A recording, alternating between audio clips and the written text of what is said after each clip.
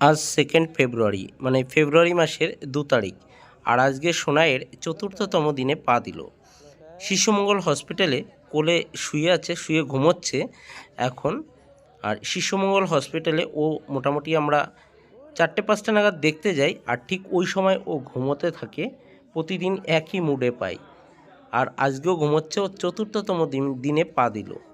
সোনাইকে সকলে একটু একটু করে আদর করে দিচ্ছে, আর ও গিয়ে সকলের আদর খায়। এবং এই বিকাল হলে, সন্ধ্যা হলে, বেশিরভাগ এই সময় বাচ্চা বেশি ঘুমোয়, 4 দিন বয়স সবে।